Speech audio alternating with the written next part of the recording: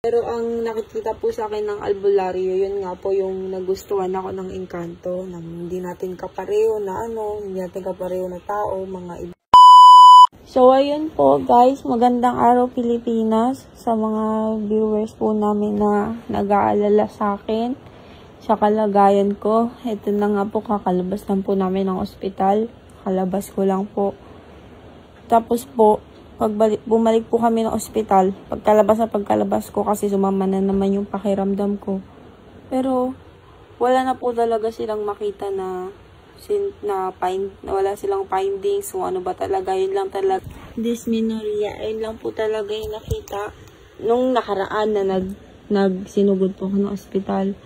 Ngayon po, dun po sa vlog namin kahapon na galing kami sa albularyo, ayun nga po, may mga sinabi yung albularyo pero off-cam. Hindi na namin na-video, hindi na namin na-record. Pero ang nakikita po sa akin ng albularyo, yun nga po yung nagustuhan ako ng engkanto, na hindi natin kapareho na hindi natin kapareho na tao, mga ibang Yun po, nagustuhan po ako. Yung nalaman ko po na ganun yung nakita ng albularyo, natakot po talaga ako. Tapos, pero buti na lang, ginamot ako ng albularyo. Yun. Ginamot niya ako, binigyan niya ako ng mga iinumin ko para malabanan yung ganong kalagayan. So, maraming salamat po sa lahat ng nag-aalala sa akin, sa mga viewers. Nagbabasa po kami palagi ng comment niyo kung ano yung mga dapat gawin. Salamat din po sa mga nurse, sa mga doktor na malalay po sa akin nung nasa ospital ako. Mga nag-assist sa ospital, sa albularyo. Yan, pati sa mga nakasama namin, walang sawang umalalay, kila Tita Daday, lahat, kila Tita Irene, lahat, di ko na mababanggit lahat, pero maraming salamat po. Alam niyo na po kung sino-sino kayo.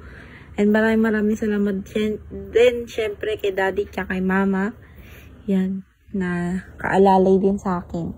Sana gumaling na talaga ako, and hindi ko na talaga maramdaman yun, kasi sobrang hirap na nahihirapan ka huminga, pero wala silang makitang kung ano yung sakit na may sintomas na ganun. Wala silang makitang ganun. Kaya hindi nila ko agad makabitan ng oxygen nung second time na tinakbo ko sa ospital. Ayun lang po talaga yung naging second option namin. And nagawa naman yung sa albularyo. And ayun na nga po yung naging resulta. Yun, sana patuloy na po akong gumaling. Sana magbigay daan yung mga binigay na gamot na inumin ng albularyo patungo sa paggaling ko.